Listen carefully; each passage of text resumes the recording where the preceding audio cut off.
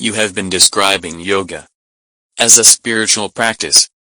How do you see its role in therapy? Yoga, as you know, as a trainer in your place, is propagated globally as a means to fitness. It has also become very popular as such. But much before the Yoga Sutras were written, around a score of Upanishads had directly or indirectly spoken about yoga. Some have even titles also with such reference, like Yoga Chudamani Upanishad, Yoga Kundalini Upanishad, Yoga Tattva Upanishad, etc. They were aiming at spiritual achievements of human beings only. The elements of Medicare is more connected with Hatha Yoga, which is also mentioned in the Upanishads. It is believed that Lord Shiva initiated his wife Parvati to Hatha Yoga, and that conversation is being documented in the text Shiva Samhita. Shiva Samhita has been dated by some scholars between 1300 and 1500 Christian era.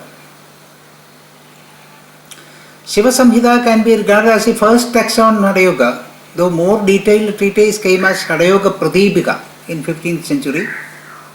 Another source is Gheranda Samhita, which specifies 7 steps instead of 8 steps in Ashtanga Yoga. It says about 32 asanas and 25 mudras, which you might have already learned from your Bihar school. Now, coming to the therapy side, we should understand the basic Indian concept on health. We have Swaasthya Vrata and Aathura Vrata. Swaasthya Vrata is connected with wellness. Aathura Vrata is connected with ailments. Now, these are two parts of the society. Swaasthya Vrata deals with leading an unperturbed life, while Aathura Vrata is concerned with the ailments and treatments. I have found many modern scholars translate Swaasthya Vrata as a preventive medicine. It is wrong. The Swaasthya Vrata is spiritual, connected to the spirit or purpose of Ayurveda. The spirit behind Ayurveda is Purusharthas. You know, you have heard about Purusharthas, right? Yes. They are prime purposes of human life according to Indian tests. They are Dharma, Artha, Kama and Moksha. You might have learned them already, but the approach is slightly different from what you have studied. You might have understood Dharma as moral value, Artha as economic value, Kama as desire or psychological value, and Moksha as liberation or spiritual value.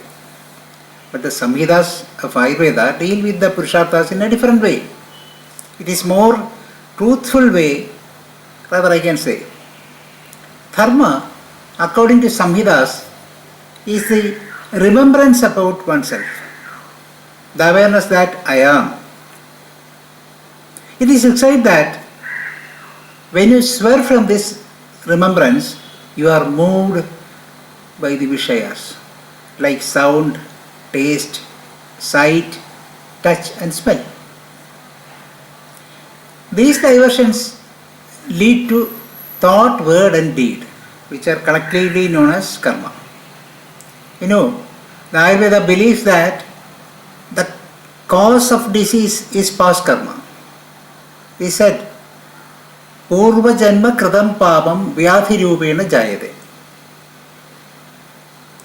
So governance of karma is given importance, and hence dharma is regarded as the remembrance of oneself. That remembrance will divert karma. Next comes artha. Artha here is the support for dharma. It is not financial support, it is not financial resource, but karmic balance. With the karmic balance, karmic deposit is good, one can stick on to dharma and vice versa. So here Artha is the karmic balance. Next is Kama. Kama here is anxiety for maintaining the dharma and desiring to accumulate good karma, not the other desire. It's not generalizing the desires. And fourth is moksha, which is the result of dharma, artha and kama, which is liberation from natural limitations. With moksha, you enjoy freedom of life on earth. These are the statements in Samhitas about Purusharthas. So coming back to Swaasthya Vrta, it says that one has to follow dharma to be mentally and physically fit.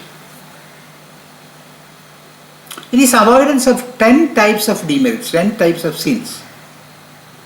They are broadly grouped into 3: bodily sins, oral sins and mental sins. Sharirika pava, vajika pava and mansika pava. Bodily sins are himsa, steyam and anitha kamam. Himsa is violence to other beings. You know ahimsa, yes. Steyam is stealing others' possessions. Asteyam, you know, yes.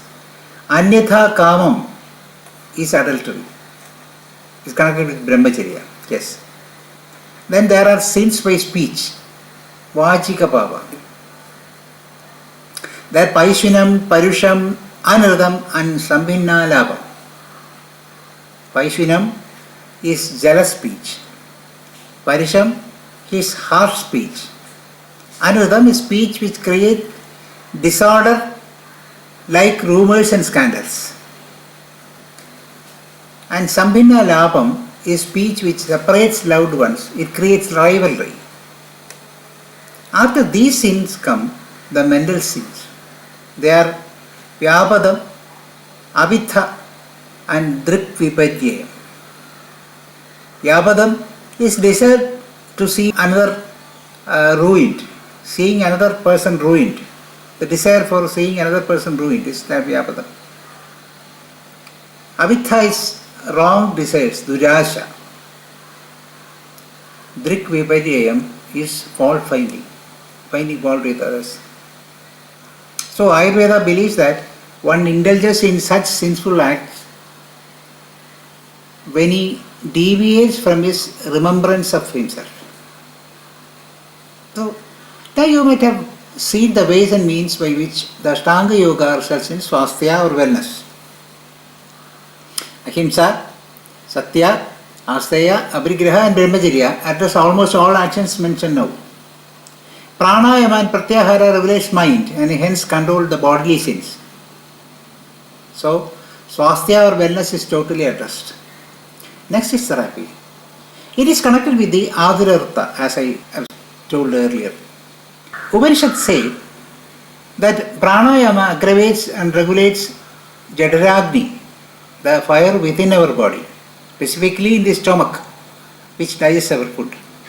Once this fire is regulated, all the other types of fire in the body are also regulated.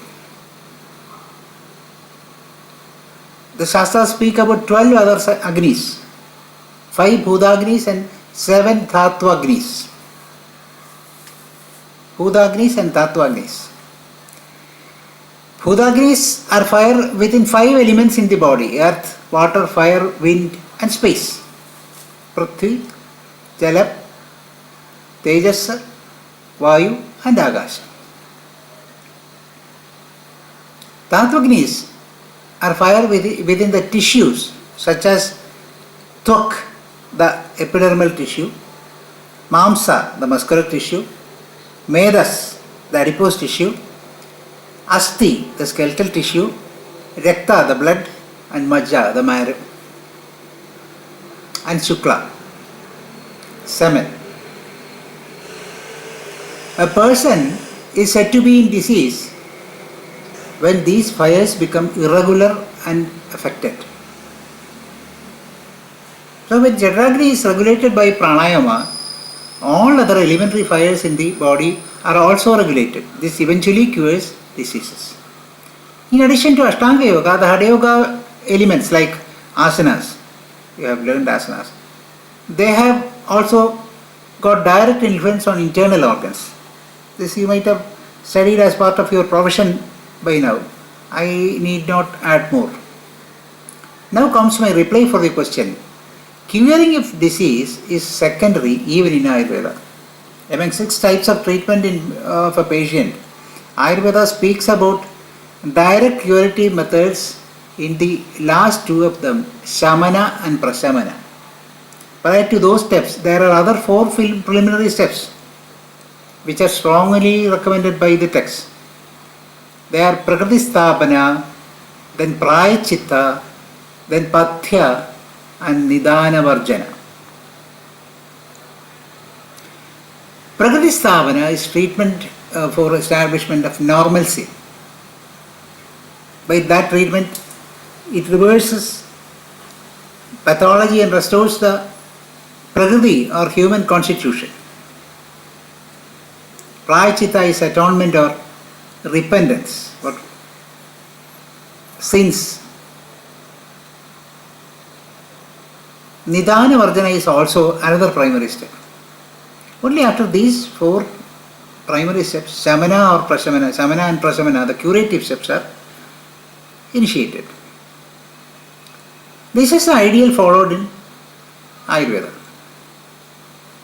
So yoga cannot be used as a direct tool for instant cure of a disease.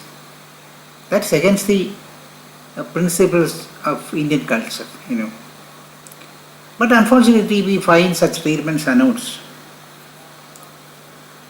It will only destabilize the system. That's what I have got to say. Okay.